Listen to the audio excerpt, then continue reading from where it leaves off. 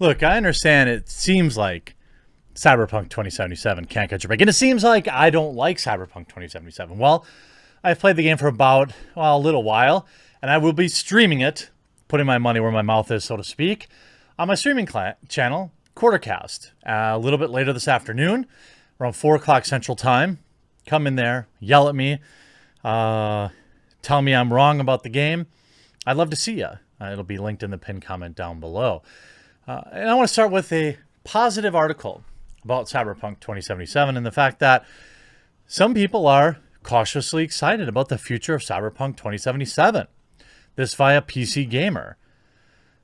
It hasn't been a great couple of weeks for Cyberpunk 2077, CD Projekt at large, but for all the marketing and excitement, Cyberpunk 2077 released a disappointment.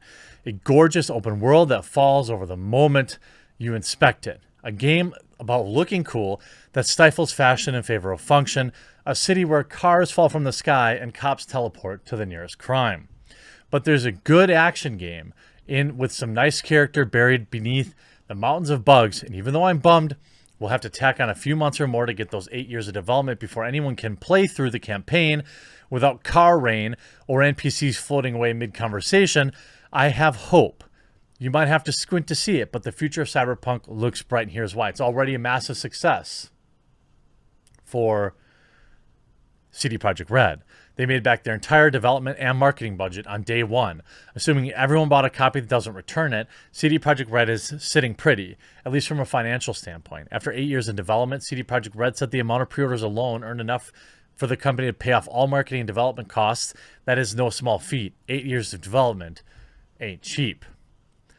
For an even better sense of scale of success here, consider that Cyberpunk 2077 shattered a record for Steam on concurrent players on a single-player game, coasting by Fallout 4's previous 472,000 concurrence with 1 million players. That doesn't even take into account copies sold through GOG or Epic Game Store. Bonkers. Sure, refunds will change final numbers, but as buggy as Cyberpunk is, on PC, performance problems weren't nearly as profound as the console versions. We'll have to see how many players actually return their copies out of a total sold are still flying off the shelves. But I don't believe they'll send CDPR into the red. Not even close. The stage is set for success, and CD Projekt Red has a great track record for long-term support, which, of course, they do. They absolutely do. And if you look at December 10th, hot patch 1.02, hot patch 1.03, December 11th, another patch 1.04, then December 21st, 1.05. Cyberpunk fixes so far focus primarily on performance and bug fixes. But that's a lot of, they're still pushing out a lot. Plus, multiplayer is still on the way. We have no idea what Cyberpunk's multiplayer component is going to look like if it releases at all, but it's still something to get cautiously excited about, if only because it's not being treated like a throwaway mode. CDPR considers Cyberpunk's multiplayer hefty enough to consider it a separate standalone product and bring on another studio for assistance. Do keep those expectations low, though. After the fluffy promises about the state of Cyberpunk 2077 months ago, I can't imagine what the state of multiplayer is in. Either way, we're told not to expect it in 2021, and I'm going to go ahead and assume that extends probably into 2022. But that's fine. Spend the first 6 months of 2021 making Cyberpunk an amazing game. Make people want to come back and play it again. You already have 3 different kind of starting spots, so you could save it. And there are roadmaps. We have No Man's Sky and things like that have brought games back from the brink. And the PC, with the latest patch, has performance improved. The second patch squashes more bugs, including the AMD SMT issue. To say that it's gotten off to a trouble start, it's putting it mildly.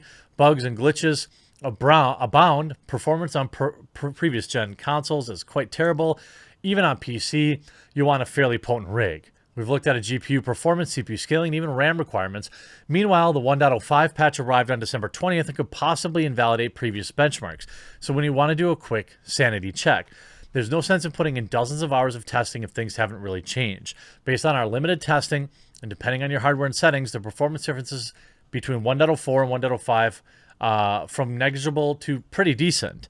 If you're running with an AMD CPU and you haven't already used the SMT hack to enable extra threads, 1.05 fixes that for you. And you can see a lot of improvements here. In some areas, obviously bigger.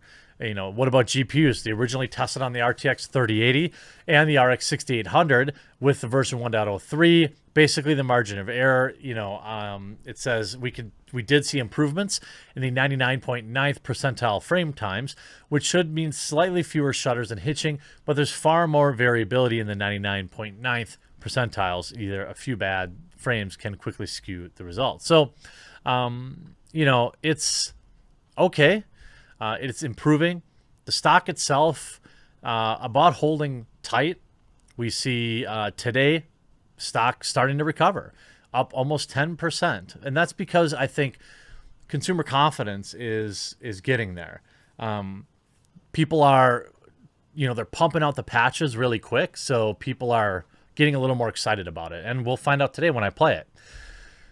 Now, they can't catch a break, though, because, of course, it's cultural appropriation. It's definitely appropriation. Use of tamako, I probably mispronouncing that wrong, in Cyberpunk 2077 video game. The inclusion of tamako, or tomoko, tamako, I'm not sure, has left a gamer and design consultant shocked by the hyped dystopian video game. As a gamer, it doesn't ruin the entire game, but it casts a shadow on it for me as an indigenous person, says Morgana Watson, the creative director of MW Consultancy and Four Phase Games. I can't in good conscience play a game when I know they've just taken something sacred from our people just because it looks cool.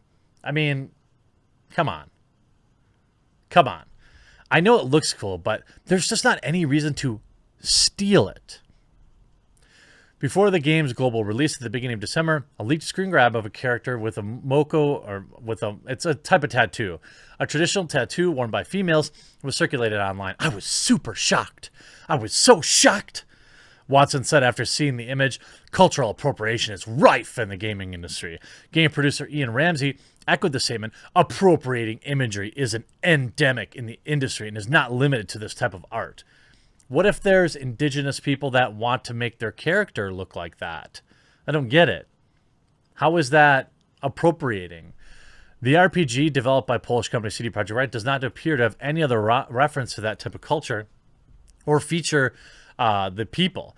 Watson, who has been a gamer TM for more than 30 years, saw a sneak preview of the game at a festival last year and was excited, which featured no customizations until they saw the leaked image. I was really disappointed with it because I really wanted to play. Imagine boycotting the game because of that. That seems like an extraordinary overreaction. Then you saw it last night. GameStop has now decided to accept refunds, calling Cyberpunk 2077, quote, defective. GameStop has joined a growing retailers that are fully refunding customers who bought Cyberpunk 2077, according to an internal memo. The memo instructs GameStop employees to accept Cyberpunk 2077 returns on PlayStation 4 and Xbox One, even if the game has been opened, and label the game as defective before shipping them back to the GameStop warehouse. Kotaku has contacted GameStop for more information, did not hear back. The official policy states that full refunds are typically only available for unopened products, making this new policy an unusual exception. Customers wanting to return Cyberpunk 2077 will still need to do so within 30 days of purchase. Now, do I think the game is Fallout 76? No, of course not. And with each new patch that comes out, it gets better. I went from, quite frankly, thinking I can't play this game until, March of this year to seeing, 1.05 come out on PC, and I feel pretty confident of going in. I expect to see some bugs, but probably not too many. And I do think the future is bright for Cyberpunk 2077. I'm really disappointed that a lot of people waited forever and ever for this game to come out and have had their first playthrough, mired with loads of bugs and issues and things like that.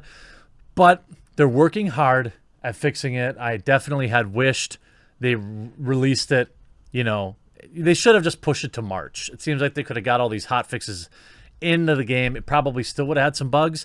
Let's not forget that the AI is still really terrible, that the police bug, the policing and the wanted system is really terrible in the game. These are longer term fixes, but they're going to work hard to get the bugs fixed. And then hopefully by this summer, it'll be worth a replay. I hope to see you on my stream later this afternoon. Link is in the pinned comment down below, and we'll talk to you again real soon.